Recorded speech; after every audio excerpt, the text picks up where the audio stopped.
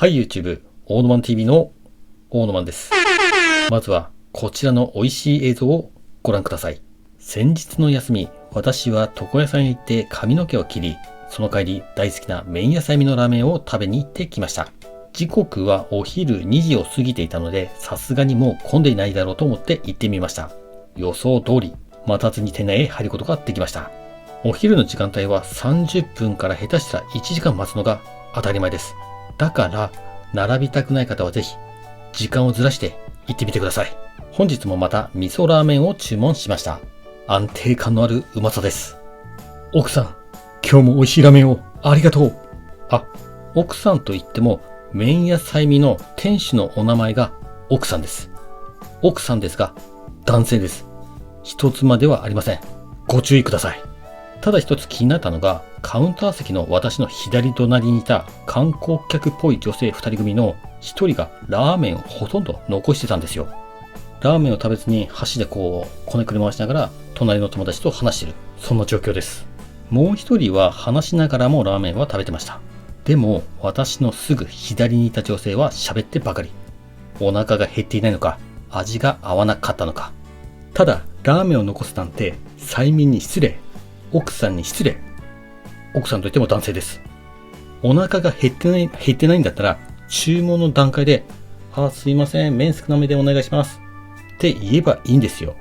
なのにほとんど残してる。金払えば別によくね？このおじさん何怒ってんの？とか、そういう問題じゃないんですよ。私が言いたいのは、残すんだったら、おじさんにちょうだい。おじさんがちゃんと食べてあげますから。それを私は言いたいんですよ。ほんとね、残念な気持ちになりました。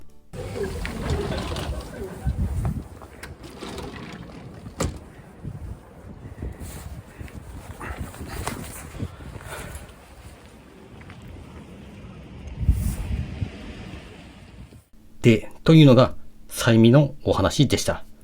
そしてここからは一転して気持ち悪い話になります。いよいよもって私の体が限界を迎えようとしています。はい。で、その兆候が2つあります。まず1つ目が小村帰り。小室圭さんではありません。小室圭さん、そういえば今どこで何してるんだろうという話は置いといて、小村帰り。簡単に説明すると、明け方に寝てる時に起きる足の痙攣ですね。ふくらはぎの痙攣。はい。で、小室帰りは本当に 3月に入ってから本当に頻繁に発生しました。右足、左足問わず、もうふくらはぎがビキビキビキって痙攣して痛みが走ってみたいな。でも大抵は朝起きたら治ってるんですけど、この3日前に起きたのが本当にやばかった。で、今回もいつものように、明け方ですね。小村帰りが、くるくるくるっていうのが、もう半分起きてるから、もうわかるんですよ。くるくるくるみたいな。で、下手に力むと激痛が走るんで、いつもじっと過ぎ去るのを待つんですよ。で、その時は、まず、右足のふくらはぎに訪れました。で、終わったなと思ってしばらくしたら、今度は、左足にも来ました。はい。で、1日で両足に小村帰りが起きるなんて本当に初めてでびっくりして、でさらに参ったのが、朝起きてもその左足のふくらはぎの痛みが引かないんですよ。引いてないんですよ。むしろベッドから起きて全然歩けないぐらいのふくらはぎの痛み。もうこれ完全にもうふくらはぎのもう筋肉がもうちぎれたと思うぐらいもう歩けないんですよ。うわ、これやばーと思って、で、私、今、実家暮らしの、子供部屋おじさんなんですけど、で、今、私の部屋2階なんですよ。で、1階に降りるのも、もう、ひいひい言いながら降りて、もうこれ絶対もうふくらはぎの筋肉もちぎれてると思って、当然仕事には行きたくないなと思いました。はい。でも、私一応その部署の派遣のリーダーだったので、泣きながら出勤しました。本当に通勤途中も痛くて、もう片足ビッコの引きずりながらも行きました。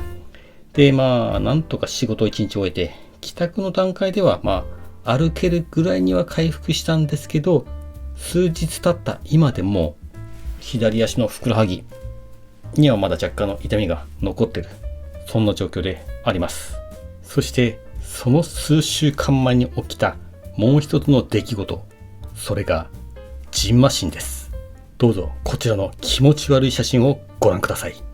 さすがにあまりにも絵が汚いので、ちょっとモザイクをかけさせていただきました。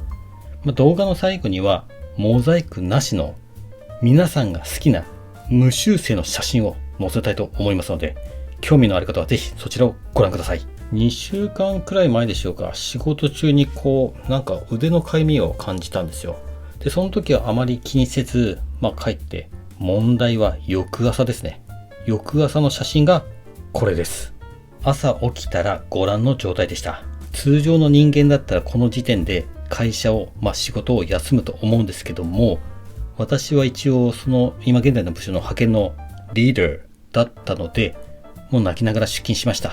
で、この時連勤中だったので何も施すことのできない状態で2日ほど出勤して、で、発症してから3日後の休みにようやく皮膚科に行くことができました。